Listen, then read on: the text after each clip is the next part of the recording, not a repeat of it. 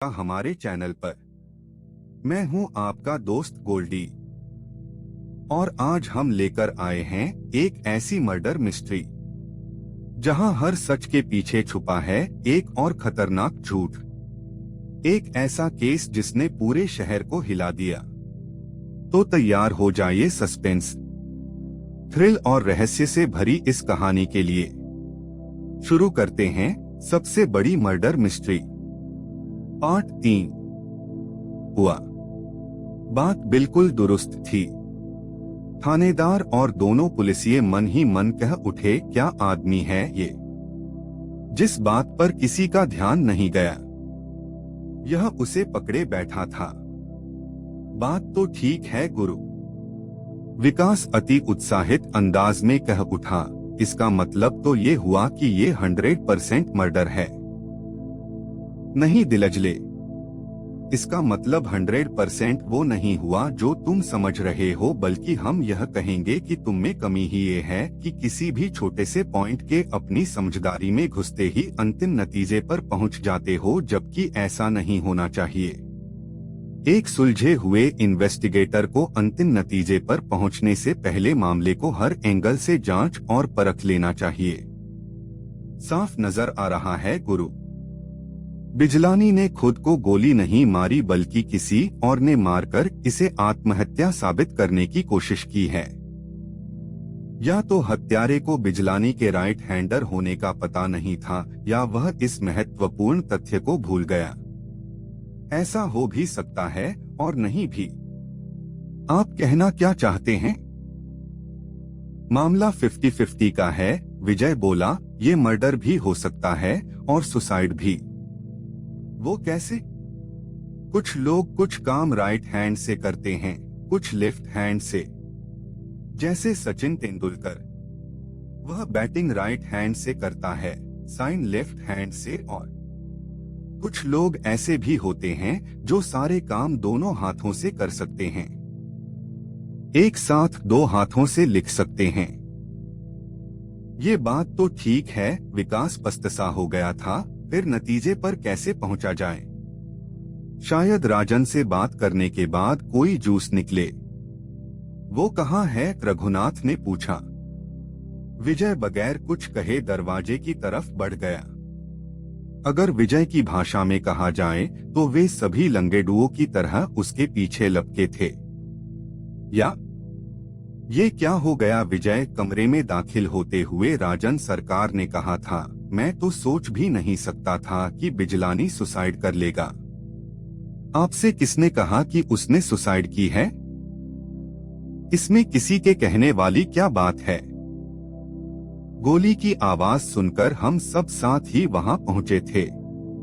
कमरा अंदर से बंद था। बंद कमरे में गोली चलने का मतलब? विजय उसकी बात काटकर कहता चला गया, कई बार ऐसा भी हो जाता है जनाब कि बख्तर बंद कमरे में गोली चलती है, लेकिन वह सुसाइड नहीं होती। कोई मर्डर करके ऐसे रास्ते से उड़नछू हो जाता है जो पहली नजर में किसी को नजर नहीं आ रहा होता, और फिर इस बात को आपसे बेहतर कौन समझ सकता है? आपका तो खुद कहना है कि चारों तरफ से बंद 74 में कोई आया और कान्हा मीना का मर्डर करके ऐसा फरार हुआ कि आज तक हाथ नहीं आया है। धार पर आप रखे गए। कह तो तुम ठीक रहे हो, लेकिन क्या ऐसा हुआ है? अभी कुछ नहीं कहा जा सकता कि कैसा हुआ है। विजय ने सामने पड़ी कुर्सी की तरफ इशारा किया, बिराजिए। असमंजस में नजर आ रहा राजन सरकार उस कुर्सी पर बैठ गया जिसकी तरफ विजय ने इशारा किया था। विजय, विकास और रघुनाथ सामने बैठे थे। धनुष्टंकार विकास के कंधे पर। विजय ने काफी सोच समझकर अपना अड्डा इस कमरे में जमाया था। थानेदार और दोनों पुलिसियों की ड्यूटी उन सबको एक एक करके इस कमरे में भेजने की लगाई गई थी जिनसे वह पूछताछ करना चाहता था। पहला नंबर राजन सरकार का ही था। विजय ने कहना शुरू किया, हम आपके और अपने बापूजान के अनुरोध पर कान्हा मर्डर केस की रीइन्वेस्टिगेशन करने निकले थे, मगर पहले ही स्टेप पर एक अलग ही लफड़े में फंस गए। या अगर यूं भी कहा जाए तो अतिशयोक्ति नहीं होगी कि कान्हा मर्डर केस की रीइन्वेस्टिगेशन की शुरुआत काफी धमाकेदार और सनसनीखेज हुई है, उतनी ही पेचीदगियों भरी जितना कान्हा मर्डर केस है। मैं समझा नहीं कि तुम क्या कहना चाहते हो। आपकी तो बिसात क्या है। कई बार तो खुद हमारी समझ में भी नहीं आता हुजूर कि हम क्या कह रहे हैं और क्या कहना चाहते हैं। विजय अपनी धुन में कहता चला गया। फिलहाल यह बताएं कि बिजलानी को कब से जानते थे। करीब 10 साल से। पहली मुलाकात कब, कहां और कैसे हुई तुम जानते ही होगे। अपनी जवानी में मैं हॉकी का बहुत अच्छा खिलाड़ी था। अपने प्रदेश को रिप्रेजेंट किया था मैंने। इसलिए उम्र ढलने पर रेलवे ने अपनी टीम का कोच नियुक्त किया। बिजलानी अक्सर उस वक्त स्टेडियम में आ जाता था जब मैं अपने साथियों के साथ प्रैक्टिस कर रहा होता था। खुद को फिट रखने के लिए 2-4 हाथ वह भी आजमा लेता था। स्टेडियम में तो और लोग भी आते होंगे, आते हैं। दोस्ती उसी से क्यों हुई। राजन सरकार के चेहरे पर साफ लिखा नजर आ रहा था कि वह विजय के सवालों का मतलब नहीं समझ पा रहा है। यह भी कोई सवाल हुआ। किसकी दोस्ती, कब, कहां, किससे हो जाए, इस बारे में क्या कहा जा सकता है।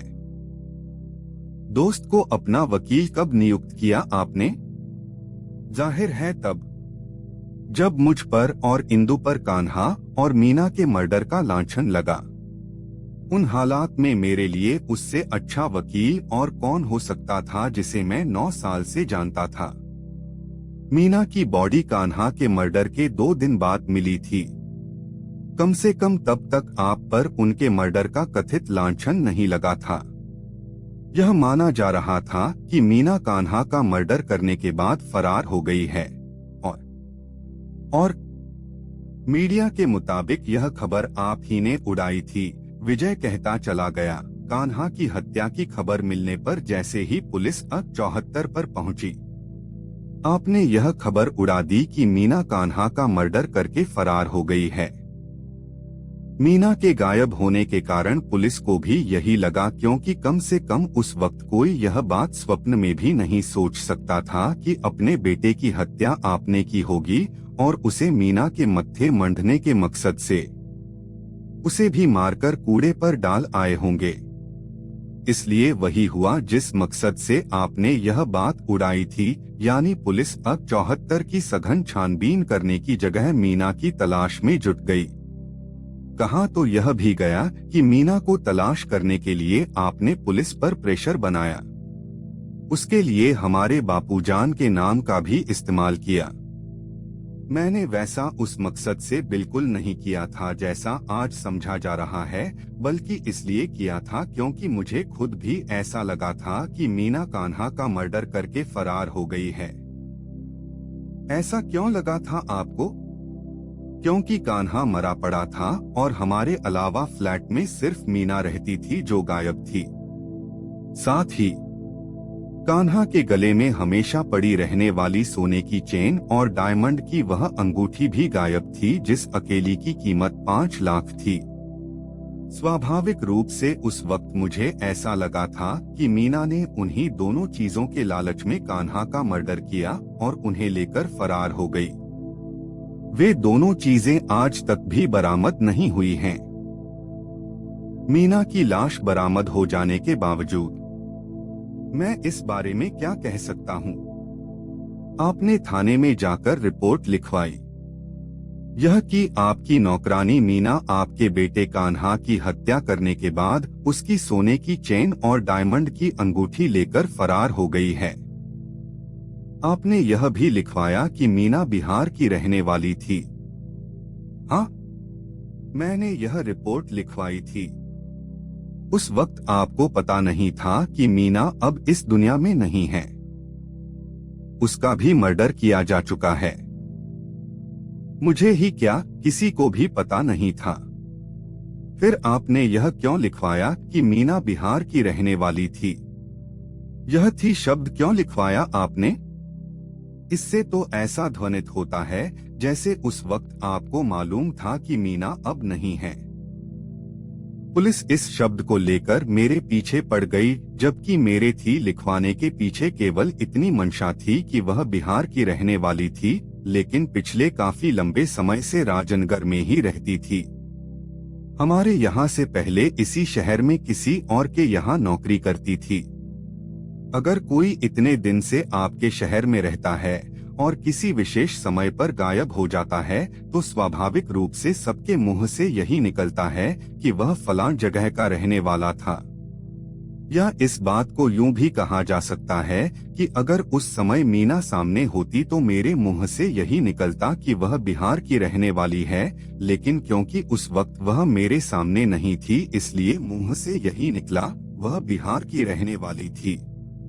इसका मतलब यह हरगिज नहीं है कि उस वक्त मुझे यह मालूम था कि उसकी हत्या की जा चुकी है या अब वो इस दुनिया में नहीं है।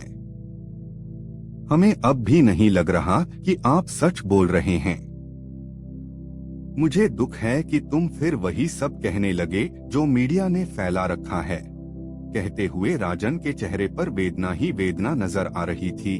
आखिर तुम क्यों नहीं समझ रहे कि मैं अपने माथे पर लगे इसी कलंक को धोने के लिए तुम्हारे दर पर पहुंचा था। ओके, इतना तो मानोगे कि जब तक मीना की लाश नहीं मिली थी तब तक आपके माथे पर कोई कलंक नहीं लगा था। यह बात ठीक है। मतलब तब तक आपने अशोक बिजलानी को अपना वकील नियुक्त नहीं किया था, तब तक कोई केस ही नहीं था। तो पर आपने हमसे यह कहा था जनाब कि मीना की लाश की शिनाख्त न करने की सलाह वकील ने दी थी। वकील से मेरा तात्पर्य बिजलानी से ही था। मेरे बुलाने पर वह उसी सुबह मेरे घर पहुंच गया था जिस दिन यह खबर उड़ी कि मेरे बेटे की हत्या हो गई है।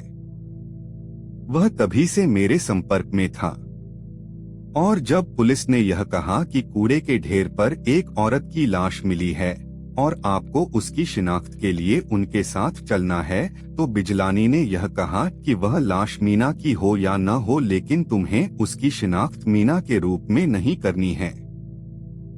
सच यही है। विजय ने उसे बहुत गौर से देखते हुए कहा, पर इस सच की पुष्टि करने वाला तो अब इस दुनिया में रहा नहीं। क्या बताऊं? राजन के चेहरे पर विवशता के चिन्ह नजर आए। इसे दुर्भाग्य ही कह सकता हूं अपना। वही दुर्भाग्य जो जून के 4 से 5 की रात से मेरा पीछा कर रहा है। क्या ऐसा कोई दूसरा आदमी है जो हमें यह बता सके कि बिजलानी ने आपको वह सलाह दी थी? ऐसा और कोई आदमी नहीं है, क्योंकि केस के संबंध में मैंने कोई बात किसी और से शेयर नहीं की। यह सलाह भी बिजलानी ने ही दी थी। उसने कहा था कि केस के बारे में किसी से कोई बात नहीं करनी है, क्योंकि मुंह से निकलने के बाद बात पराई हो जाती है। कोर्ट में जिरह के दरमियान जब यह बात आई होगी कि आपने मीना की लाश को पहचाना क्यों नहीं, तब तो कहा होगा। मैंने कहा था कि उस वक्त मेरी मानसिक अवस्था ठीक नहीं थी। मैं डरा हुआ था, समझ में नहीं आ रहा था क्या करूं। इसलिए मीना की लाश को पहचानने से इनकार किया। क्यों विजय चौंका? ऐसा क्यों कहा? यह क्यों नहीं कहा कि उसे न पहचानने की सलाह बिजलानी ने दी थी? ऐसा कहने के लिए भी बिजलानी ने ही कहा था।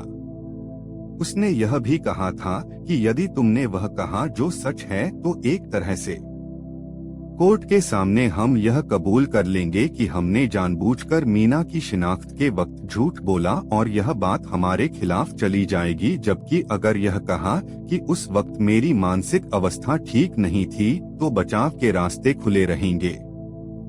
विजय ने उसकी आंखों में आंखें डालते हुए पूछा, आपको यह नहीं लगा कि आपका वकील ही आपको फंसा रहा है? क्या राजन सरकार बुरी तरह चौंका था? बिजलानी फंसा रहा था मुझे? ये तुम क्या कह रहे हो विजय? लगता तो ऐसा ही है। नहीं, वह अविश्वसनीय स्वर में कहता चला गया। ऐसा नहीं हो सकता। बिजलानी भला ऐसा क्यों करेगा? इस क्यों का जवाब खोजने के लिए तो खैर अभी काफी पापड़ बेलने पड़ेंगे, लेकिन फिलहाल लगता ऐसा ही है, क्योंकि बकौल आपके उसने मीना की शिनाख्त न करने की जो सलाह दी, काफी बुद्धि घुमाने के बावजूद वह किसी भी तरह हमें आपके हित में नजर नहीं आती, बल्कि आपका बंटाधार करने वाली ही लगती है। राजन सरकार के चेहरे पर अभी भी ऐसे भाव काबिज थे जैसे चाहकर भी विजय की बात पर विश्वास न कर पा रहा हो। एकाएक विजय ने पैंतरा बदला, बोला, ऐसा भी तो हो सकता है कि उसने वह सलाह आपको दी ही न हो। क्या मतलब? राजन सरकार और बुरी तरह चौंका। आपने हमसे झूठ बोला हो? झूठ? तुमसे वह पगला सा गया। भला तुमसे झूठ क्यों बोलूंगा मैं? आदमी भला उससे झूठ क्यों बोलेगा जिसकी मदद हासिल करने का तलबगार हो? एग्जैक्टली यही, आपने हमारी मदद हासिल करने के लिए ही झूठ बोला हो सकता है। यह तुम क्या कह रहे हो? हमने पहले भी फरमाया था जनाब कि हम कहा नहीं करते, सिर्फ फरमाया करते हैं, और फिलहाल यह फरमा रहे हैं कि ऐसा भी तो हो सकता है कि हमारे पास आने से पहले ही आप जानते थे कि आपकी रिक्वेस्ट मात्र से हम रीइन्वेस्टिगेशन पर निकलने वाले नहीं हैं। इसलिए एक कौड़ी लेकर आए, ऐसी कौड़ी जिसके बारे में सुनते ही हम आपके साथ चल पड़े, और वह कौड़ी थी आपका यह कहना कि मीना की लाश को न पहचानने की सलाह बिजलानी की थी। मुमकिन है आपने अनुमान लगा लिया हो कि इस बात की पुष्टि करने के लिए हम आपके साथ चल पड़ेंगे। अपनी रुलाई को दबाने की कोशिश में राजन की आवाज भर्रा गई, जो बात हम सोच तक नहीं सकते, जिसकी कल्पना तक नहीं कर सकते, वो तुम कह रहे हो। काश बिजलानी जिंदा होता तो वह तुम्हें बताता कि वह सलाह उसी ने दी थी। संभव है वह इसीलिए दुनिया में न हो। राजन के हलक से चीख सी निकल गई। क्या मतलब? उसे इसीलिए मार डाला गया हो कि कहीं वह आपकी पोल न खोल दे, यह न कह दे कि आप झूठ बोल रहे हैं। इसका मतलब राजन सरकार बुरी तरह बौखला गया था। इसका मतलब तो यह हुआ कि तुम यह कहना चाहते हो कि बिजलानी को मैंने मार डाला। इस फानी दुनिया में सब कुछ मुमकिन है। Oh my God! वह आर्तनाद सा कर उठा। किस जंजाल में फंस गया हूं मैं? कैसी दलदल है ये जिसमें से निकलने की जितनी कोशिश कर रहा हूं उतना ही धंसता जा रहा हूं। जिसे अपना रहनुमा समझ रहा था, जिसके पास अपना मुक्तिदाता समझकर गया था, वही मुझे एक और हत्या का दोषी मान रहा है। ऐसा शायद इसलिए है क्योंकि तुम मेरी इस बात से जरा भी कन्विंस नहीं हुए हो कि मैं और इंदु बेगुनाह हैं। पर यह तो सोचो विजय कि मैं हर पल तुम्हारे साथ था। भला मैंने बिजलानी की हत्या कैसे की हो सकती है? चालाक हत्यारे मर्डर स्पॉट पर खुद मौजूद न रहकर ही मर्डर करते हैं, और जो शातिर होते हैं वे पहले ही से ऐसी कोई एलिबाई गढ़कर रखते हैं जैसी मुमकिन है आपने गढ़ी हो। भला हमसे पुख्ता गवाह आपको और कहाँ मिलता? बस विजय, लगभग रो रहे राजन ने अपने दोनों कानों पर हाथ रख लिए थे। मैं और ज्यादा नहीं सुन सकता। मुझे नहीं करानी अपने बेटे के मर्डर की रीइन्वेस्टिगेशन। मुझे नहीं जूझना उसे इंसाफ दिलाने के लिए। गलती हुई जो मदद मांगने तुम्हारे पास पहुंचा। चाहो तो लौट सकते हो। हम में कमी ही यह है जनाब कि अब हम खुद भी चाहें तो नहीं लौट सकते, या तो निकलते नहीं। निकल पड़े हैं तो इस मामले का 1/2 करने के बाद ही लंबी तान कर सोएंगे। चाहता तो मैं भी यही हूं कि दूध का दूध, पानी का पानी हो जाए।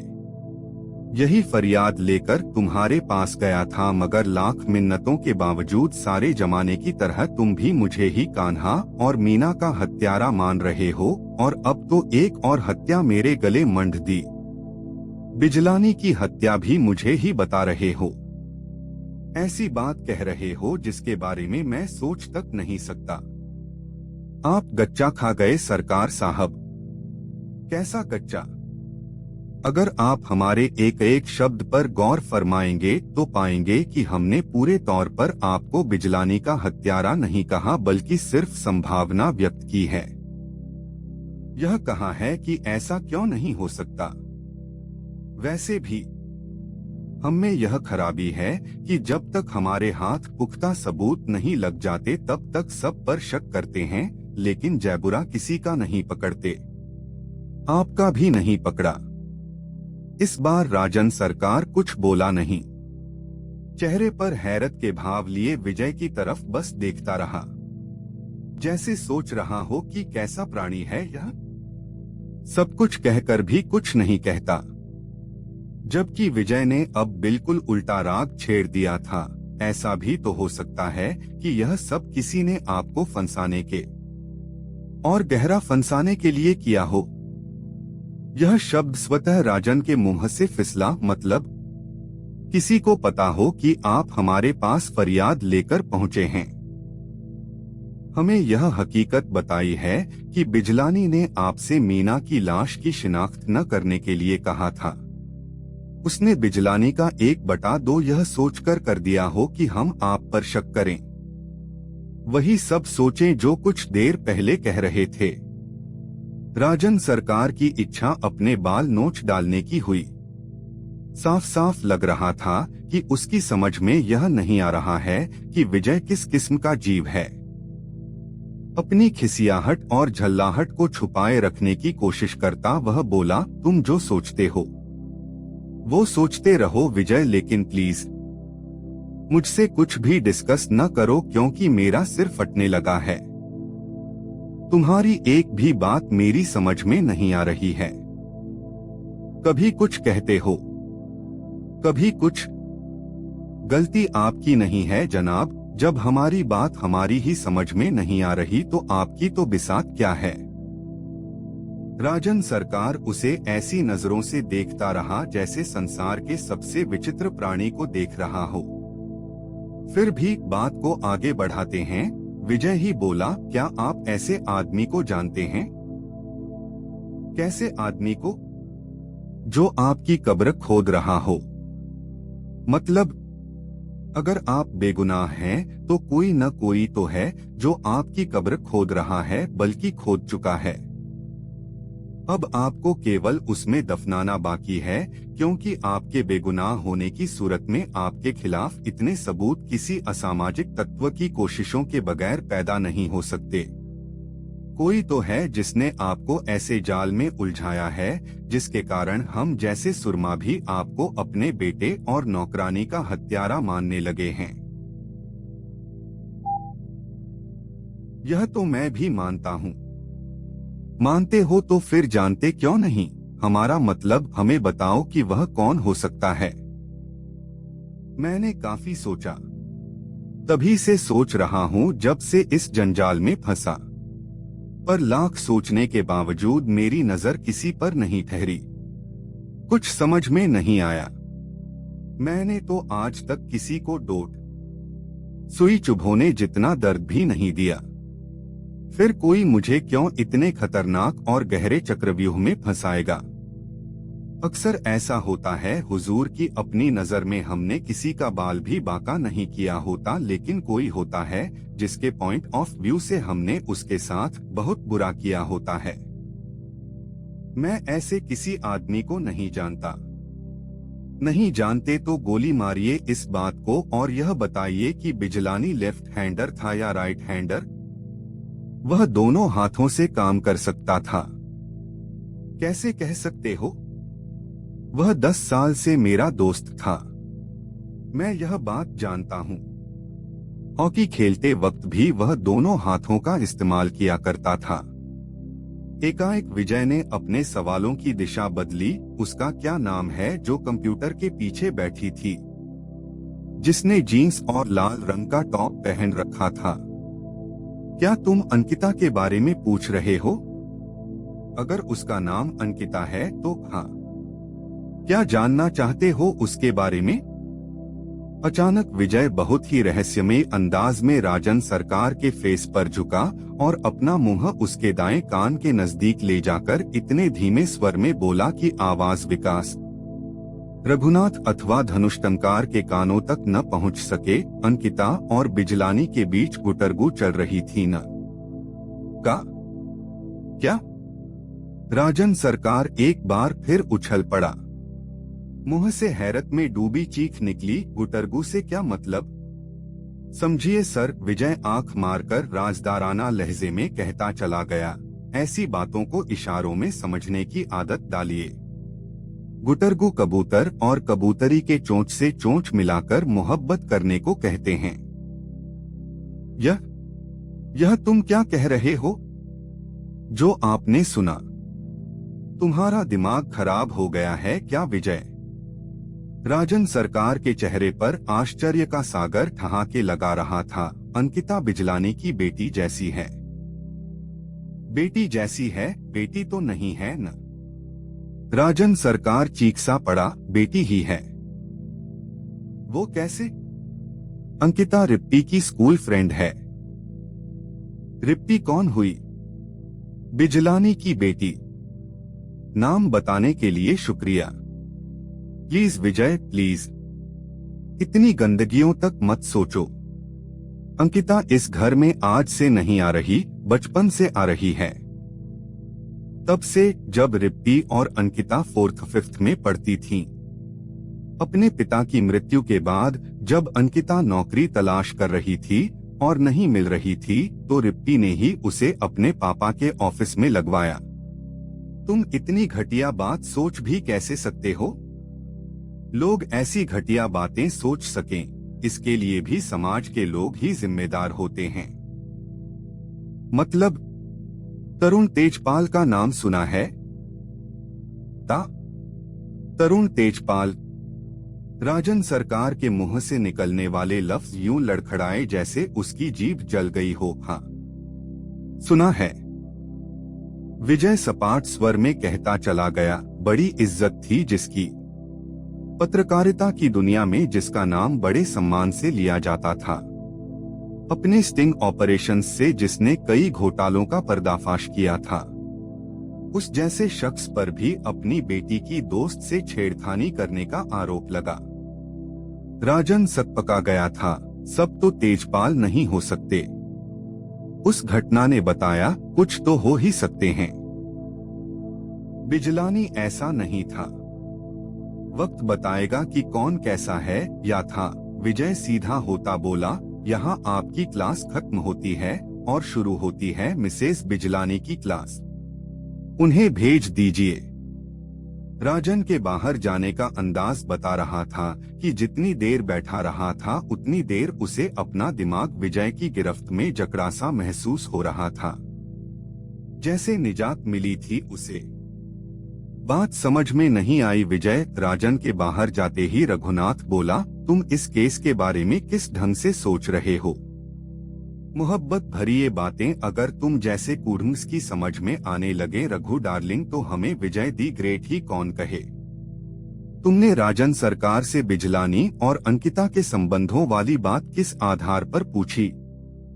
आधार शब्द अब कुंवारा नहीं रह गया है प्यारे।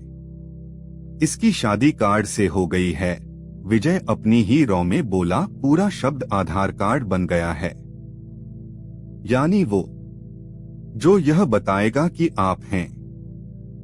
अगर आपके पास आधार कार्ड नहीं है तो भले ही आप होते रहें, मगर सरकारी रिकॉर्ड कहेगा कि आप नहीं हैं। मेरे सवाल का इस बकवास से क्या मतलब? मतलब तेल लेने चला गया है तुला राशि। विजय ने फिर उसका सवाल हवा में उड़ा दिया। जब लौटेगा तो बता देंगे। रघुनाथ समझ गया कि फिलहाल विजय उसके किसी भी सवाल का जवाब देने के मूड में नहीं है, इसलिए चुप रह गया। लेकिन तभी विकास ने कहा, लेफ्ट हैंड और राइट हैंड वाली थ्योरी की तो हवा निकल गई गुरु। राजन सरकार ने वही बताया जिसकी आपको शंका थी, यह कि बिजलानी दोनों हाथों से काम कर सकता था। तुम थ्योरी की बात कर रहे हो दिलजले, यहाँ खुद हमारी ही हवा निकली पड़ी है। वो कैसे? यह बात भेजे में घुसकर नहीं दे रही कि बिजलानी मियां मरे क्यों, खास तौर पर ठीक उस वक्त क्यों मरे जब हम पूछताछ करने उसके ऑफिस में पधारे हुए थे। मैं भी यही कहना चाहता हूँ। तो फिर कहते क्यों नहीं? हमारे आने तक, बल्कि जूनियर वकील के फोन करने तक वह जिंदा था। उसके कुछ देर बाद गोली चली और बिजलानी मर गया। क्या मतलब हुआ इस बात का? तुम्हारे बच्चे जिए दिलजले और सारी जिंदगी ठीक उसी तरह तुम्हारा खून पीते रहें जिस तरह तुम हमारा पी रहे हो। हमें दुख है कि तुम भी ठीक उसी लाइन पर सोच रहे हो जिस पर हम सोच रहे हैं। दुख इसलिए है क्योंकि अगर तुम भी हमारे ही अंदाज में सोचने लगे तो हमें कोई धेले को भी नहीं पूछेगा। तो अब आप फाइनली किस नतीजे पर पहुंचे? बिजलानी ने आत्महत्या की है या उसका मर्डर किया गया है? यह मर्डर है प्यारे। लेफ्ट हैंड राइट हैंड का राज खुलने के बाद भी, अगर उसने खुद को गोली मारी है तब भी। मतलब मैं तुम्हारे बापूजान को बता चुका हूं। मतलब तेल लेने गया हुआ है, उसके लौटते ही बता दूंगा। राजन सरकार से पूछताछ करते वक्त आप बिजलानी की मौत की इन्वेस्टिगेशन कम, कान्हा मर्डर केस की इन्वेस्टिगेशन करते ज्यादा नजर आ रहे थे। हम तो मियां दड़बे से निकले ही उस केस की इन्वेस्टिगेशन करने हैं जिसकी सिफारिश बापूजान ने ही नहीं तुमने भी की थी। वो तो ठीक है मगर ताजा ताजा केस तो बिजलानी का है। अब अगर हमने यह कहा कि हमारे ख्याल से बिजलानी की आत्महत्या भी कान्हा मर्डर केस की ही एक कड़ी है तो तुम हम पर सैकड़ों सवाल ठोक दोगे, इसलिए हम ऐसा नहीं कह रहे। तो यह तो मान ही लिया आपने कि बिजलानी का मर्डर नहीं हुआ, उसने सुसाइड की है। यदि आदमी का कोई बच्चा खुद को गोली मार लेता है तो उसे सुसाइड ही कहा जाता है, भले ही बाद में यह साबित हो जाए कि किसी ने उसे ऐसा करने के लिए मजबूर किया था। ये कानूनी पचड़ा है और हमें इसमें सिर नहीं। विजय ने स्वयं ही अपने शब्द मुंह में रोक लिए क्योंकि उसी समय मिसेज बिजलानी दरवाजा खोलकर कमरे में दाखिल हुई थी। उसका खूबसूरत मुखड़ा दर्द का समंदर नजर आ रहा था। रोते रोते आंखें सुर्ख ही नहीं हो गई थीं बल्कि सूज गई थीं। आंसू थे कि रह रहकर अब भी बहने लगते थे, जिन्हें वह अपने हाथ में मौजूद रुमाल से पोंछने की असफल कोशिश कर रही थी। दरवाजे के नजदीक खड़े खड़े उसने सवालिया नजरों से विजय, रघुनाथ, विकास और धनुष टंकार की तरफ देखा। विजय ने उस कुर्सी की तरफ इशारा करते हुए बैठने को कहा जिस पर कुछ देर पहले राजन सरकार बैठा था। वह ऐसे कदमों से चलती हुई कुर्सी तक आई जैसे खुद को गिरने से बचाने का प्रयास कर रही हो और आहिस्ता से बैठ गई। विजय ने शालीन लहजे में कहा, हालांकि मैं समझता हूँ कि गम का जो पहाड़ आप पर टूटा है उससे आप टूट गई होंगी और किसी सवाल का जवाब देने का मन न होगा, मगर हम अपनी जगह मजबूर हैं। क्या करें, हमारा काम ही ऐसा है। और फिर यह तो आप भी चाहती होंगी कि आपके पति का कातिल पकड़ा जाए। कातिल? उसने चौंक कर विजय की तरफ देखा था। आप जानते ही हैं, विजय एक घुटा हुआ शख्स है। उसने उस शब्द का इस्तेमाल किया ही उसे चौंकाने के लिए था, बल्कि यदि यह कहा जाए तो ज्यादा मुनासिब होगा कि उसे खोलने के लिए किया था, क्योंकि जानता था ऐसे समय पर लोग काम के सवालों का जवाब कम देते हैं, रोने धोने में ज्यादा टाइम लगाते हैं। उसकी टेक्निक से मिसेज बिजलानी तुरंत ही लाइन पर आती नजर आ रही थीं। विजय बात को घुमाता हुआ बोला, भले ही अपने शरीर पर गोली मिस्टर बिजलानी ने खुद चलाई हो, लेकिन मुझे लगता है कि इसके लिए उन्हें किसी ने मजबूर किया था। किसने? वह रोना भूलकर उत्सुक नजर आने लगी थी। यही तो पता लगाना है। वह चुप रही। और इस काम में आप हमारी मदद कर सकती हैं। मैं? क्या मैं आपका नाम जान सकता हूं? अंजलि। क्या हाल फिलहाल में आपके और मिस्टर बिजलानी के बीच कोई झगड़ा हुआ था? नहीं तो? अच्छी तरह याद करके बताइए। हो सकता है इसी सवाल के जवाब में उनकी उस हरकत का राज छुपा हो जो उन्होंने की। अब अंजलि ने सीधे सीधे विजय की तरफ देखा। उसकी बड़ी बड़ी आंखों में तीखापन था, लहजे में हल्की सी तल्खी। क्या आप यह सोच रहे हैं कि उन्होंने गृह कलह की वजह से? क्या ऐसा नहीं है? हरगिज नहीं। हाल फिलहाल की तो बात ही दूर, मेरे उनके बीच कभी भी ऐसा झगड़ा नहीं हुआ जो एक रात क्रॉस कर सका हो। अगर किसी मुद्दे पर मतभेद के कारण झड़प हो भी जाती थी तो बेडरूम में जाते ही खत्म हो जाती थी। बहुत अच्छी बात है। पति पत्नी के बीच का रिश्ता होना भी ऐसा ही चाहिए। विजय का अंदाज शालीनता भरा था। अच्छा ये बताइए, रिप्पी से तो झगड़ा नहीं हुआ था उनका? रिप्पी से तो वे प्यार ही इतना करते थे कि झगड़ा उन्हीं में होता है जिनमें प्यार हो। जी, और अक्सर झगड़े की वजह भी प्यार ही होता है। आदमी अनजान से सड़क चलते से झगड़ने नहीं जाता। हो सकता है आप ठीक कह रहे हो, अंजलि कहती चली गई, मगर रिप्पी से झगड़े की तो बात ही दूर, उन्होंने कभी उसे डांटा तक नहीं।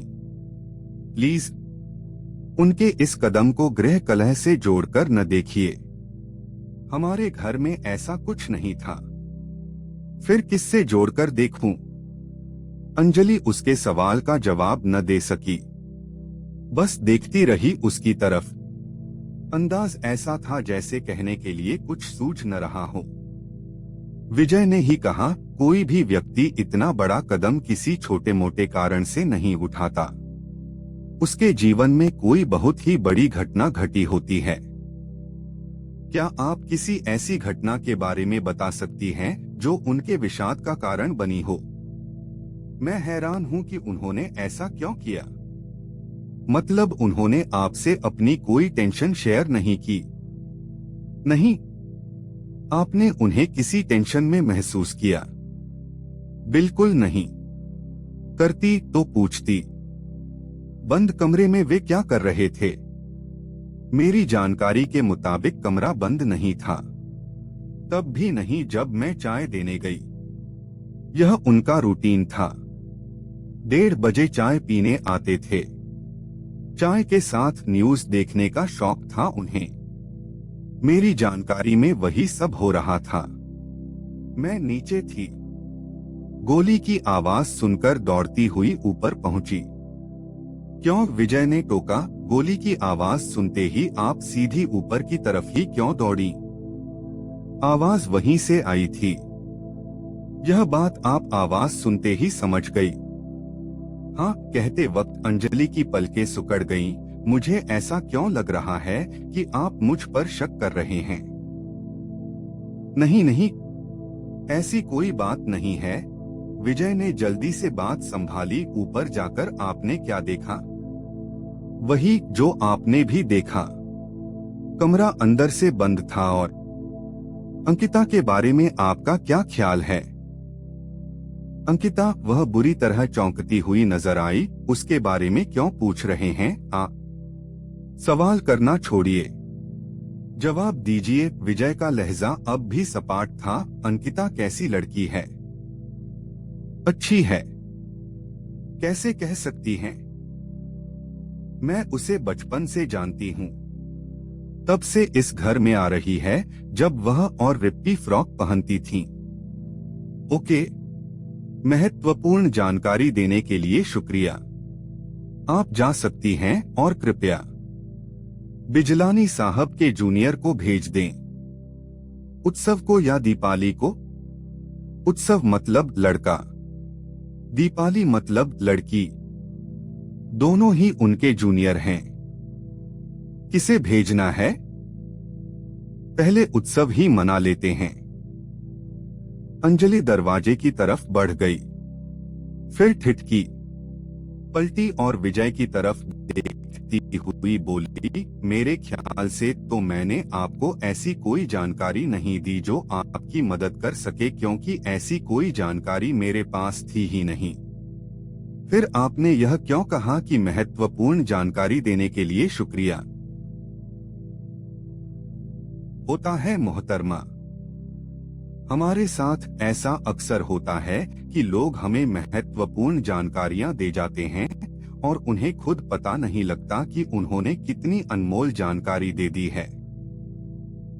अंजलि के चेहरे पर ऐसे भाव उभरे थे जैसे वह सोचने के लिए दिमाग पर जोर डाल रही हो कि उसने आखिर विजय को ऐसी क्या जानकारी दे दी जिसे महत्वपूर्ण कहा जा सके, मगर फिर बगैर कोई सवाल किए चली गई। यह तो मैं भी जानना चाहूंगा गुरु। क्या? कि अंजलि क्या महत्वपूर्ण जानकारी दे गई? यह क्या कम महत्वपूर्ण जानकारी दी कि उसे अपने पति और अंकिता के रिश्तों की कोई भनक नहीं है? फिर वही बात। रघुनाथ झल्ला सा गया। मैं ये पूछ रहा हूँ कि इस बात को तुम बार बार किस आधार पर कह रहे हो? आधार कार्ड की कहानी हम तुम्हें सुना चुके हैं प्यारे। रघुनाथ फिर कुछ कहना चाहता था, लेकिन उससे पहले सफेद पैंट शर्ट और काला कोट पहने वह लड़का दरवाजे पर नजर आया जिसका नाम उत्सव बताया गया था। विजय ने उसे भी उसी कुर्सी पर बैठाने के बाद कहा, तो तुम्हारा नाम उत्सव है? जी। तुम्हारी पार्टनर का नाम दीपाली? अभी वह पार्टनर नहीं है। अभी नहीं से क्या मतलब? बहुत जल्द बन जाएगी। लाइफ पार्टनर, वह बड़े ही जीवंत अंदाज में मुस्कुराया था। हमने फैसला कर लिया है। यह तो होना ही चाहिए था। जी। वह चौंका। क्या मतलब? विजय ने कहा, मतलब से क्या मतलब? आपने ऐसा क्यों कहा कि ऐसा ही होना चाहिए था? बात बहुत साफ है मियां। बहरहाल दोनों नाम एक दूसरे के पूरक हैं। उत्सव के बगैर दीपाली नहीं, और वह दीपाली ही क्या हुई जिसमें उत्सव न हो? दोनों को एक तो होना ही चाहिए था। Thank you. वह फिर मुस्कुराया। बड़े मुस्कुरा रहे हो यार। कुछ ही देर पहले तुम्हारे बॉस की राम नाम सत्य हुई है और तुम मुस्कुराए ही जा रहे हो, चेहरे पर गम की शिकन तक नहीं। तुम जैसा बेमुरब्बत कर्मचारी हमने पहले कभी नहीं देखा। क्या तुम्हें बिजलानी के मरने का जरा भी दुख नहीं है? दुख क्यों नहीं है? वह सकपकाया था। तो फिर इस तरह मुस्कुरा क्यों रहे थे जैसे घर भैया हुआ हो? सर, सॉरी सर, आपने बात ही कुछ ऐसी छेड़ दी थी। दीपाली की बात? जी। तुम्हारे दिल के तार झंझना उठे थे। चेहरे पर फिर सुर्खी दौड़ गई। बोला, इसका मतलब यह नहीं है कि जो हुआ मुझे उसका दुख नहीं है। दुख भी है क्योंकि वे मेरे पिता समान थे, मगर दुख से ज्यादा हैरानी है। वो क्यों? कि उन्होंने ऐसा क्यों किया? कैसा किया? जी। हमने पूछा, तुम्हारे ख्याल से उन्होंने क्या किया? सुसाइड। तुम्हें ऐसा क्यों लगता है कि उन्होंने सुसाइड की है? कमरे में तो तुमने घुसने नहीं दिया। ठीक से तुमने लाश भी नहीं देखी। यह तो देखा था कि कमरा अंदर से बंद था। हाँ, यह तो देखा था। खैर, तुमने इंटरकॉम पर बिजलानी से कहा था कि राजन अंकल आ गए हैं। मतलब तुम्हें पहले से मालूम था कि वे आने वाले हैं? बिल्कुल मालूम था। कैसे? सर ने इंटरकॉम पर बताया था। उन्हें कैसे मालूम था? मुझे क्या मालूम? कितने बजे की बात है यह? करीब 2:15 बजे की, उत्सव ने बताया। वे रोज ठीक 2 बजे अपने रूम में चाय पीने जाते थे। जब तुमने उन्हें इंटरकॉम पर हमारे आने की सूचना दी थी, उस वक्त कैसा महसूस किया था? कैसा महसूस किया से क्या मतलब? वे किसी टेंशन में तो नहीं लग रहे थे? नहीं। क्या बातें हुई थीं? आपके सामने ही तो हुई थीं। हमने केवल तुम्हें सुना था, उन्हें नहीं। ये बताओ, जब तुमने यह कहा कि राजन अंकल आ गए हैं सर, तो उन्होंने क्या कहा? उन्होंने पूछा क्या उसके साथ कोई है? जवाब में जो कुछ मैंने कहा वो आपने सुना ही था। उसे सुनकर वे क्या बोले? केवल इतना कि ठीक है। यह नहीं कहा कि वे ऑफिस में आ रहे हैं या नहीं। नहीं, यह नहीं कहा। बस ठीक है कहकर रिसीवर रख दिया, और मेरे ख्याल से उन्हें ऐसा कहने की जरूरत भी नहीं थी। यह बात अंडरस्टूड थी कि राजन अंकल आए हैं तो वे आएंगे ही। ऐसा अंडरस्टूड क्यों था? क्योंकि हमेशा ऐसा ही होता था। ऐसा कभी नहीं हुआ कि राजन अंकल आए हों और सर उनसे न मिले हों। ओके, विजय ने कहा, जो वार्तालाप तुमने बताया उससे जाहिर है कि बिजलानी साहब को यह जानकारी तो पक्की थी कि राजन सरकार आने वाले हैं, और यह शंका भी थी कि उनके साथ कोई आ सकता है। गौर करो प्यारे, इस बात की सिर्फ शंका थी। पक्के तौर पर नहीं पता था कि उनके साथ कोई आएगा ही आएगा। पक्के तौर पर पता होता तो पूछते नहीं कि राजन के साथ कोई और भी है या नहीं, और पूछने से जाहिर है कि उन्हें शंका थी। उत्सव ने कहा, इस किस्म की बातों को इतनी गहराई से तो आप जैसा जासूस ही सोच सकता है।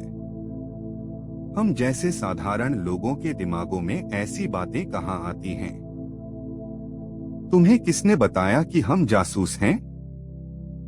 राजन अंकल ने। कब बताया और उन्हें क्या जरूरत पड़ी? सर की बॉडी मिलने के बाद जब आपने हम सबको एक दूसरे कमरे में बंद कर दिया था, तो अंजलि आंटी और रिप्पी यह सोचकर घबराई हुई थीं कि आप लोग कौन हैं जिन्होंने ऐसा किया। तब मैंने उन्हें बताया कि तुम लोग राजन अंकल के साथ आए थे। यह सुनकर उन्होंने राजन अंकल से पूछा कि अजनबी लोग हमें इस तरह कमरे में बंद कैसे कर सकते हैं। तब राजन अंकल ने बताया कि आपका नाम विजय है और आप राजनगर के ही नहीं, इंडिया के सबसे बड़े जासूस हैं, और अब उन्होंने कान्हा मर्डर केस की जांच आपको सौंपी है। आप उसी सिलसिले में बिजलानी सर से वार्ता करने आए थे। उन्होंने यह भी बताया था कि विकास आपका शिष्य है। विजय का अगला सवाल, क्या तुम्हें कोई ऐसी वजह मालूम है जिसने इन दिनों बिजलानी साहब को परेशान कर रखा हो? नहीं, खुश थे वो। हमेशा खुश रहते थे। आज भी वैसे ही थे, बिल्कुल नॉर्मल। हमेशा खुश रहने से क्या मतलब? हर आदमी का मिजाज होता है, खासतौर पर काम के टाइम में। कुछ लोग हमेशा मुंह चढ़ाए रहते हैं, कुछ बात बात पर झल्लाते रहते हैं, और कुछ खुशमिजाजी के साथ काम करते और करवाते हैं। वे वैसे ही थे, चाहे जितनी टेंशन हो, चाहे जितनी बड़ी मिस्टेक हो जाए। वे गुस्सा नहीं होते थे, हंसते रहते थे, बेटा बेटा कहकर समझाया करते थे कि इस काम को ऐसे नहीं, ऐसे करो। दीपाली को भी बेटी कहते थे, ऑफ कोर्स अंकिता को भी। हाँ, आप सबके लिए अलग अलग क्यों पूछ रहे हैं? विजय ने अचानक बात घुमाई, पर तुम्हारे और दीपाली के टांके का राज हमारी समझ में नहीं आया। मतलब उत्सव चौंका। दीपाली से कई गुना ज्यादा खूबसूरत तो अंकिता है, तो उससे टांका क्यों नहीं भिड़ाया तुमने? उत्सव के होठों पर बड़ी मोहक मुस्कान उभरी, बोला, शायद आपको कभी किसी से प्यार नहीं हुआ। जी नहीं, कहते वक्त विजय के समूचे चेहरे पर सुर्खी दौड़ गई। नजरें झुका लीं उसने और अपने दाएं हाथ के अंगूठे के नाखून से बाएं हाथ के अंगूठे के नाखून को कुरेदता हुआ सा उन्हीं पर दृष्टि केंद्रित किए 16 साल की कन्या की मानिंद बोला, उम्र के इस पड़ाव पर पहुंच गए हैं, लेकिन किसी को देखकर दिल का झुनझुना साला टनटनाया ही नहीं। इसीलिए आपने ऐसी बात कही। कैसी बात? कि अंकिता के रहते मैंने दीपाली से मोहब्बत क्यों की? क्योंकि मैंने मोहब्बत की नहीं, हो गई। ये तो आपने भी सुना होगा, मोहब्बत की नहीं जाती, हो जाती है। जिसे होती है खुद उसे ही पता नहीं होता कि कब हो गई। जब तक नहीं हुई थी तब तक मैं भी इस बात को गप्प मानता था। यानी तुमने मोहब्बत की नहीं, हो गई। 100% करेक्ट। और अब आप समझ सकते हैं कि अंकिता दीपाली से ज्यादा खूबसूरत आपके लिए होगी, मेरे लिए नहीं है। सच्चाई जो है सो है। हमारी बात छोड़ो, 1 लाख लोगों से भी पूछोगे कि अंकिता और दीपाली में से कौन ज्यादा खूबसूरत है, तो सब अंकिता को ही बताएंगे। मुझे दुख है कि आप अब भी मेरी बात के मर्म को नहीं समझ पा रहे। खैर, अब तो यही कहूंगा कि भले ही सारा जमाना अंकिता को खूबसूरत बताता रहे, पर मेरे लिए दीपाली ज्यादा खूबसूरत है। या कोई और वजह है? और क्या वजह होगी? विजय ने वह बात कह दी जिसकी भूमिका बांधी थी। ऐसा तो नहीं कि उसका टांका बिजलानी साहब से भिड़ा था। विजय के शब्द सुनकर भौंचक्का रह गया वह। ऐसे अंदाज में विजय की तरफ देखा जैसे किसी पागल को देख रहा हो, और फिर लगभग चीख ही पड़ा, ये क्या बकवास कर रहे हैं आप? हम लोगों के और सर के बीच का रिश्ता मालूम भी है आपको। मैं बता चुका हूँ कि वे हम सबको औलाद की तरह प्यार करते थे। सॉरी यार, हम तो ऐसे फेंक रहे थे, तुम्हें कुछ ज्यादा ही बुरी लग गई। खैर, तुम जा सकते हो, अपनी दीपाली को भेज दो। वह एक झटके से उठा और भन्नाया हुआ सा तेज कदमों के साथ बाहर चला गया। उसके बाद दीपाली के आने तक कोई कुछ नहीं बोला। विजय ने दीपाली को भी उसी कुर्सी पर बैठाया और बिजलानी के बारे में चंद सवाल किए। उसके जवाब भी वही थे जो उत्सव के थे। अंकिता और बिजलानी के संबंधों के बारे में उससे इतना खुलकर तो कुछ नहीं पूछा, परंतु घुमा फिराकर जानना जरूर चाहा। नतीजा ये निकला कि उसकी जानकारी के मुताबिक भी अंकिता और बिजलानी के बीच वैसा कोई संबंध न था। अंततः उसने अंकिता को भेजने के लिए कहा। एक Maruti van flat number A74 के सामने रुकी। A74 के गेट पर ब्रास के अक्षरों से लिखा था, राजन सरकार।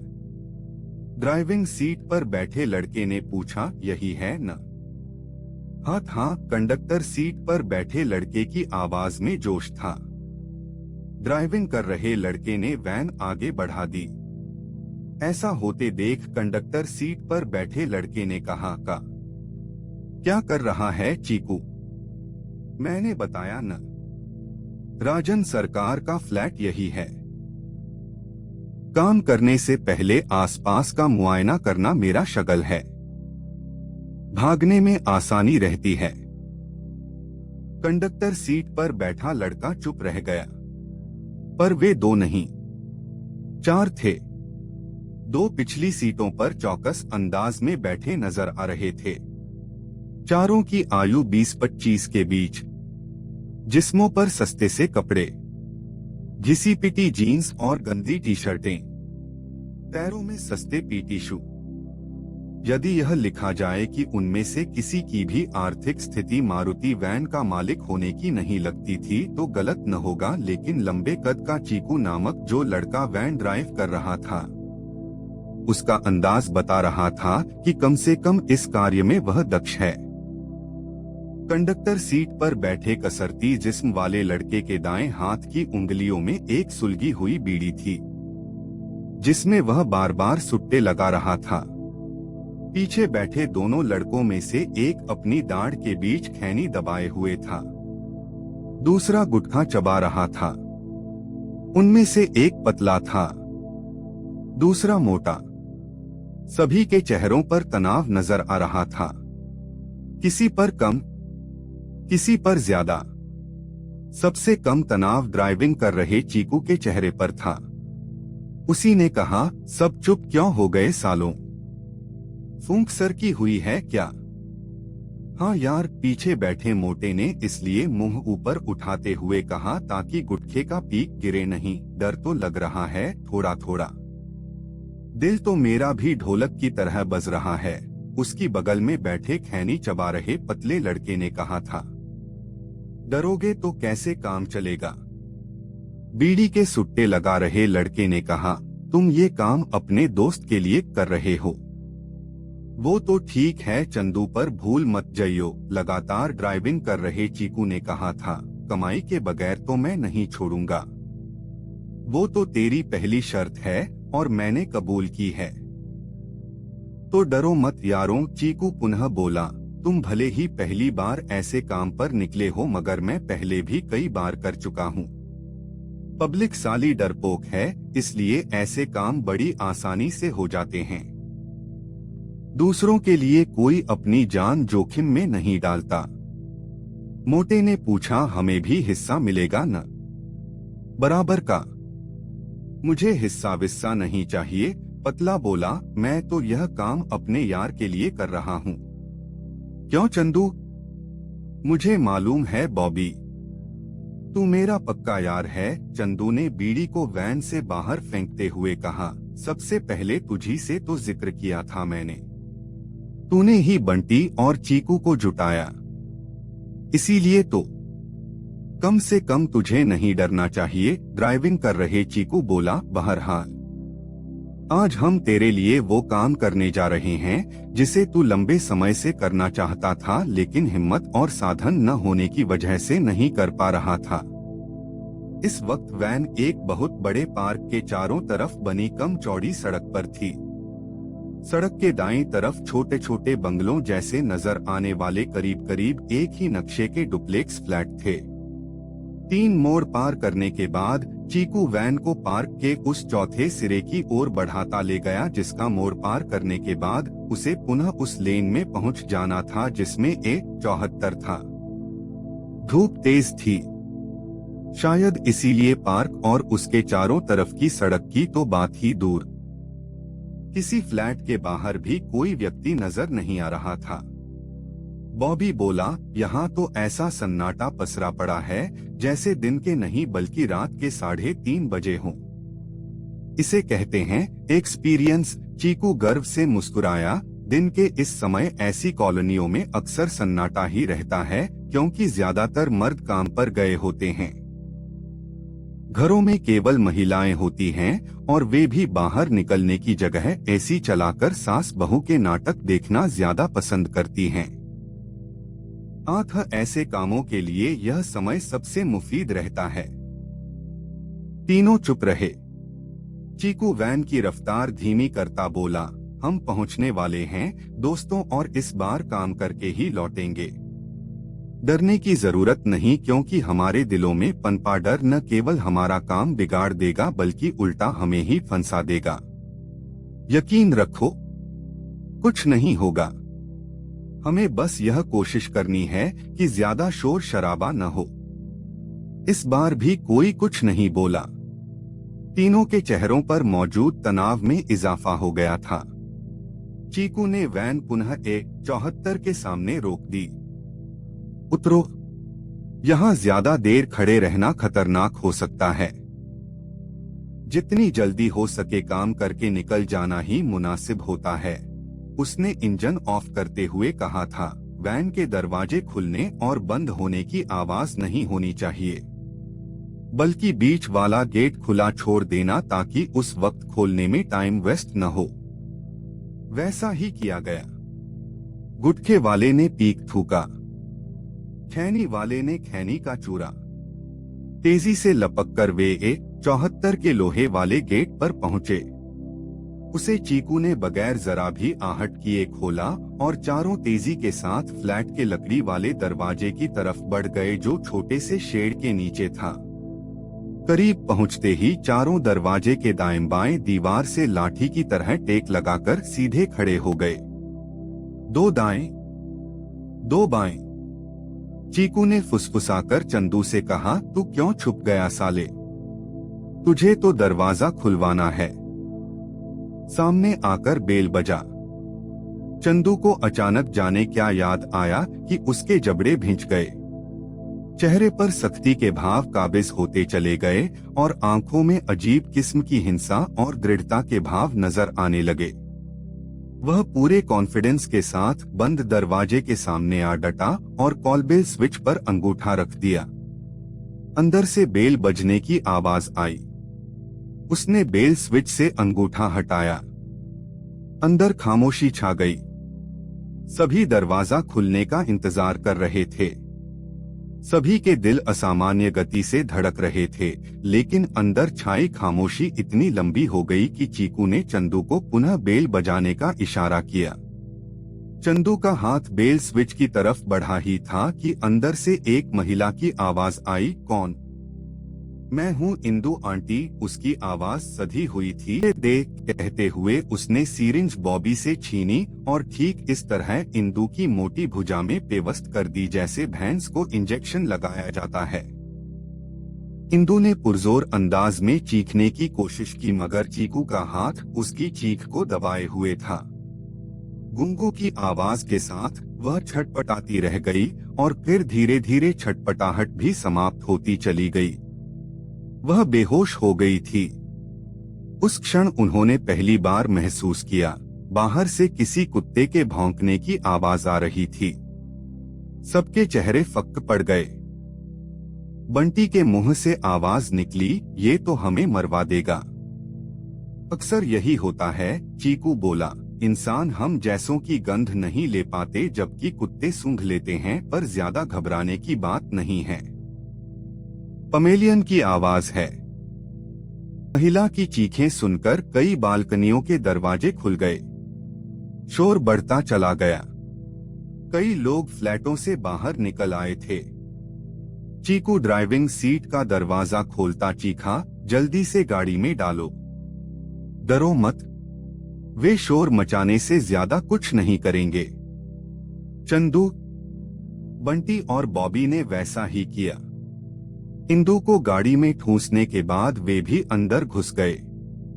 चीकू पहले ही इंजन स्टार्ट कर चुका था। दरवाजे बंद होते ही उसने वैन आगे बढ़ा दी। तभी कोई चीखा, अरे वो तो इंदु को ले जा रहे हैं। वैन कमान से निकले तीर की सी गति से सड़क पर दौड़ी। शोर शराबा तेज हो गया था, मगर जिसके हाथ में स्टीयरिंग था वह घबराने वाला नहीं था। उसने वैन पार्क से बाहर निकलने वाले रास्ते पर दौड़ा दी, परंतु उससे पहले किसी के द्वारा फेंका गया पत्थर वैन का पिछला कांच तोड़ता हुआ न केवल वैन के अंदर आ गया था बल्कि बंटी के सिर में